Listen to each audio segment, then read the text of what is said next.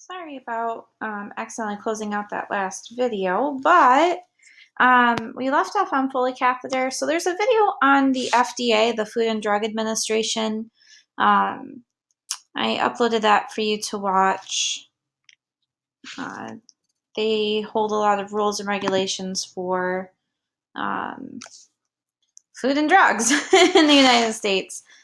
They go through and work in conjunction with other entities to make sure everything is safe for human consumption in the United States. FE, this is a capital followed by a lowercase. It stands for iron. Iron is an element from the periodic table.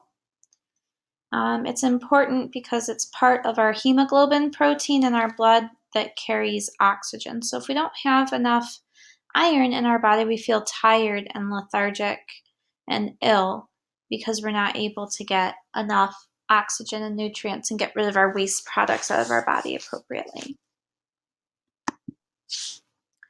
Also the form of iron that you can take as a supplement is ferrous sulfate. Just fun fact. Okay. Forced fluids, FF or FFL, that's a lowercase l right there. But forced fluids, this is what we do if we need to rapidly hydrate a patient. So whether they're dehydrated, they've had a burn, a severe burn, maybe they've lost a good amount of blood, we may push forced fluids, and we'll literally hook up an IV and just squeeze the bag to push more fluid in faster. It's forced fluids. Family history. Family history. So this is a risk factor in predicting certain types of diseases. So if it is potentially hereditary or genetic, the doctor will look at family history as something to weigh in with their medical decision for your health. So an example of family history would be, say, your father has diabetes and your mother has high blood pressure. So you have a family history of both, right? Okay. Fetal heart rate. This is FHR, all uppercase. This is what we monitor throughout the pregnancy periodically, as well as during delivery or in labor. If the fetal heart rate increases too much or decreases too much, it's a sign that there's something wrong with the fetus or it's in distress. If it's in distress, generally the obstetrician will deliver the baby manually, like through a cervical cesarean section, a C-section. And they can do that very, very quickly if they need to. And a determiner for that might be the fetal heart rate. FL, just like you saw up here with forced fluids, FL means fluid in general. And there's follicle stimulating hormone. There is a video on this. Ultimately, what I want you to take away from this is a hormone that is produced in a part of the brain, and it affects the maturation of sperm in testicles and ova in ovaries. Foot, this is 12 inches. Foot, FT, it's a unit of measurement. Fever of unknown origin. So a fever is anything over the normal 98.6 body temperature. So you start getting into low grade when it's around like 99, 100, and the higher it goes into the high grade range. And depending on how high the temperature spikes, that could be an indicator as to what kind of pathogen is causing disease or causing the illness at that point in time. When we have a fever and we don't know why, this is what we call a fever of unknown origin. We don't know what is causing or originating to cause this fever. It could be a malfunctioning body process, maybe an autoimmune disorder. It could also be, like a virus or bacteria, right? If you have an infection, something like that. FX or FR, this is fracture. This is a broken bone. So it can be a hairline fracture. It can be a green stick fracture. It can be a compound fracture. It can be open fracture, closed fracture, whatever. There's all sorts of different kinds of descriptors for broken bones. But what you need to know is a fracture is a broken bone. GA, both capitals, has two different meanings. It could be gastric analysis, and it can also be general anesthesia. Gastric analysis, they may use a scope, they may go in surgically. It's where you take a close look at the stomach. General anesthesia is what they use to knock you out for a normal surgery. So they generally do this with gas or sometimes medication. They could inject medication to chemically sedate you. But that's generally called general anesthesia. Gallon. We should all know this measurement, like a gallon of milk, a gallon of gas. It is the equivalent of 4 quarts. Gallbladder. This is the organ that stores bile. Your liver produces bile, and then the bile goes to the gallbladder. And then when you eat something that's oily or fatty, your gallbladder will release bile into the gastrointestinal tract. And that is to help specifically break down fats and oils. And it also starts to break down other things because it's very acidic. But that's specifically what it's for. GC, this is gonococcus or gonorrhea. Gonococcus means that it's a circular, right? Because coccus means a circular bacterium. So this is a circular bacterium that causes gonorrhea. That's what the gono stands for. So gonorrhea is a sexually transmitted disease, and it's spread through unprotected sexual interactions, and it's one of the signs that it's specifically gonorrhea is there's a greenish discharge from the urethra or the vagina. Growth hormone. I posted a video on this. This is going to come into importance later on in our anatomy and physiology chapter, especially when we talk about diseases and abnormal conditions like acromegaly or dwarfism. Okay. Growth hormone. Gastrointestinal is GI. GI. Gastro means stomach. Intestinal means pertaining to the intestines. So this word means pertaining to the stomach and intestines. Generally, when we talk about our digestive tract, we call it the GI tract. Even though when we talk about it in that way, that may include other structures, but technically it is pertaining to the stomach and intestines. Gram. Gram, this is a unit of measurement, right? Like it's a measurement of mass, and we use it specifically with medications to measure how much of a substance is in something. Like a normal tablet of Motrin or ibuprofen has 200 milligrams of ibuprofen in it. So there's 1,000 milligrams in 1 gram. There's 1,000 grams in 1 kilogram, which is the unit of weight used in the majority of the world. Grain. This is how apothecaries use to measure their medications. We don't use it much anymore. That's basically back with apothecaries. Now we have pharmaceutical companies, scientists, pharmacists that have much more accurate ways of measuring substances. But the grain still can technically be used to measure the potency in aspirin. GT or GTT or GTTS, take your pick. That means drop or drops.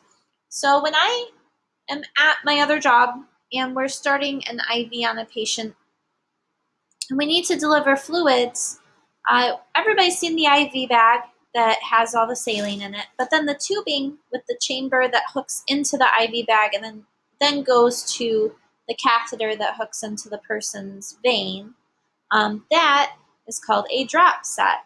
And you can have a drop set with a smaller number, which is like 12 or 15 or 20. And that means that it's, say, 15 drops to make 1 milliliter or 1 cc.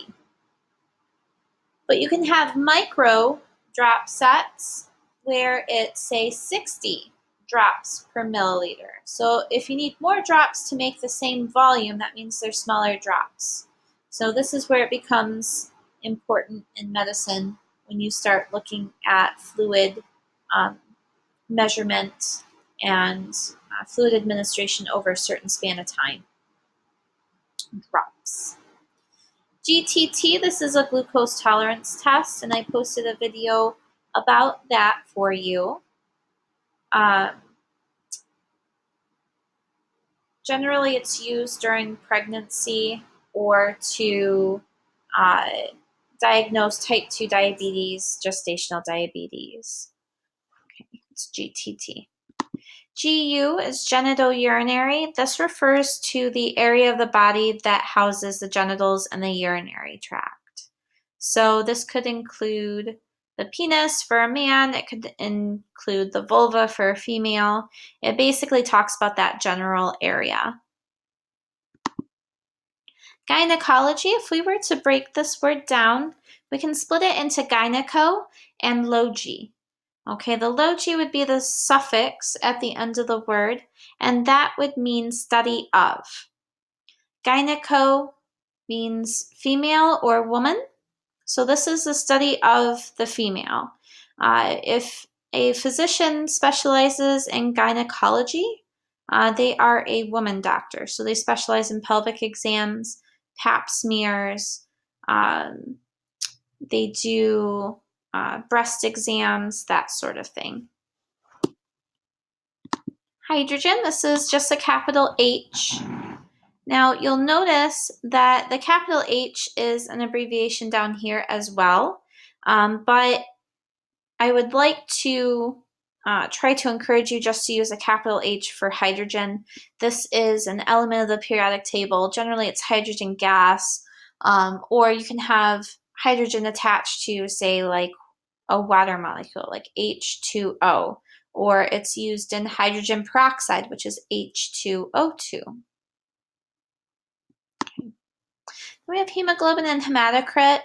Hemoglobin is really important in the blood because it's the protein that carries your oxygen and carbon dioxide around. So when you go for an annual physical and they draw blood, they will test a hemoglobin level. They also test a hematocrit level. Now this is the percentage of, well, it's kind of the ratio of your red blood cells of your blood to your blood plasma. So that gives them information whether you have a lot of red blood cells, too little red blood cells for the volume of your blood. It can show markers for inflammation, that kind of thing. So these are two important aspects of blood that we need to pay attention to. And there's, I believe I posted a video on that as well. Water, H2O, this should be a subscript. So we can fix that real quick. Oops.